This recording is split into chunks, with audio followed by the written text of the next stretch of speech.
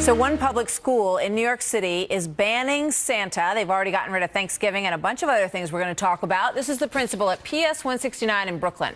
She put a stop to Santa, stop to Christmas parties, and they are now being called winter celebrations. We've seen a lot of that around. Thanksgiving is also not in anymore at this school. They call it the Harvest Festival. Didn't you think Thanksgiving was pretty much a universal American holiday? So the school will not let students also. Now, here's the headline in my mind. The students at this school are not allowed to say the Pledge of Allegiance in their classrooms. The school's PTA board president spoke out about the ban earlier on Fox and Friends. Here she is. I would like for the original traditions that we're accustomed to our school to continue going on. Other schools in New York do this. Yes, that's why I'm shocked. Like, why is it that our school is banned Halloween? You know, I was given 5 days to plan Day of the Dead. It's like all these new traditions that I'm not familiar with, that I was accustomed to, I'm not allowed to have no more. I'd love to know what she planned for the Day of the Dead. John Gibson is Fox News radio host. Emily Tish Sussman is campaign director at the Center for American Progress Action Fund. Welcome to you both. I just want to put up on the screen one quote about this. They say, just in case you were wondering, Santa Claus is considered a, quote, other religious figure. I guess they're going back to the St. Nick guy who started the whole thing. So, John, you know, to me, the most egregious part of this is that they don't allow them to say the Pledge of Allegiance in a public school in Brooklyn, New York. Well, it is egregious, Martha, and it's just part of a big overall PC scrub down of that school. But if I can remind you, this book, The War on Christmas, is now 10 years old. And the kinds of things that I described in the book a decade ago are exactly what's going on at PS 169 in Brooklyn. They have declared Santa to be an other religious symbol, whatever that means, in contravention to the Supreme Court of the United States that has said a nativity scene is a religious symbol, a cross is, a depiction of Jesus is, Santa is not, a tree is not. These people are just making it up because they have the power to do it unless somebody jumps down their throat, and I hope somebody in New York does. Yeah. Emily, you know, I remember sort of, as John points out rightly, when he wrote that book 10 years ago and everybody started talking about this, they said, oh, well, next it'll be the Pledge of Allegiance. And everyone said, oh, don't be ridiculous. You would always be able to say the Pledge of Allegiance in a public school. What do you think about it, Emily?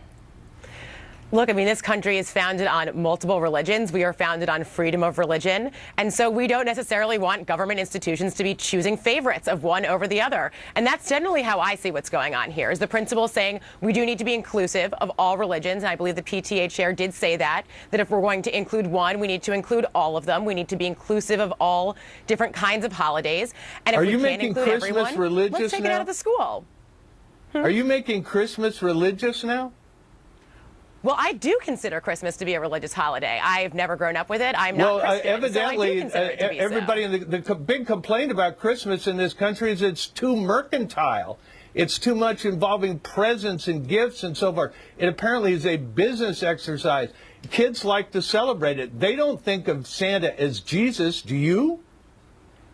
Sure, that can certainly be a complaint, but I don't want any piece of it in a government institution. I don't want the government to be choosing one religion over the other. I want to just tell people at home a little bit more about what's going on at this school, because I think it is that many people will find it a bit troubling. So this principal, Kim is her last name, she she removed the historic murals that had been hanging around the walls of this school. She bought 7 80-inch sharp flat-screen smart TVs at $3,000 apiece.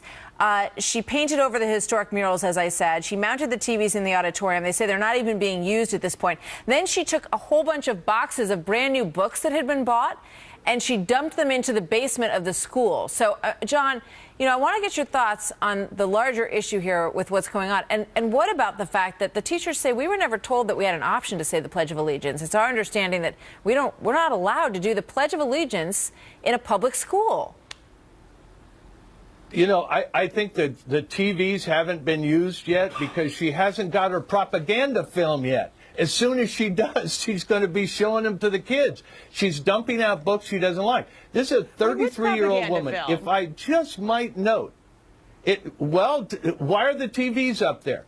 She didn't like the murals, so she painted them over, put up TVs. Of course she's going to show propaganda films. She just doesn't have them yet. As soon as she does, she's going to be jamming them down those kids' throats. Emily, weigh in on the Pledge of Allegiance for me. Is that okay? Are you okay with a school that is not allowing people to say the Pledge of Allegiance, or not, you know, having that moment that we all grew up with in school when you stand up and put your hand over your heart and pledge to the flag of this country? What could possibly be wrong with that?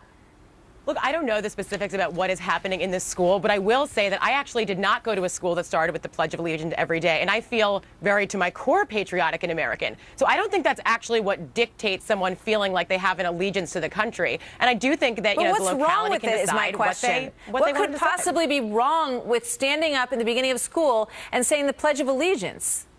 Look, I'm guessing it's the piece that it's under God that they're having problems with, given that it's the context of what we're talking about. But, and you know, that may not be something that a lot of the parents are comfortable with their children being raised in. And I do think it's up to the locality to decide. That may not be where the community is. John? I think this is an example of a petty tyrant. Somebody in a small place with authority who can just start doing what she wants to do. Not what the kids want to do, not what the parents want to do, not even what the administration wants to do. To throw the Pledge of Allegiance out is to say, we don't pledge our allegiance to this country. Mm-hmm. I don't think it says that. I think that's a little bit far. I don't know what else I will it say says. it, you know, it is up to the locality. I do. I really don't. I will say it is up to the community to decide, and we can't deny the fact that millennials, who are now the parents of young children, actually overwhelmingly do not identify with organized religion, and so a lot of communities may be deciding it's really not for them. All right, Emily, we got to leave it there. Emily and John Gibson, good to see you both. Thanks for weighing in. Thank you. We're going to hear more about this, I have a feeling.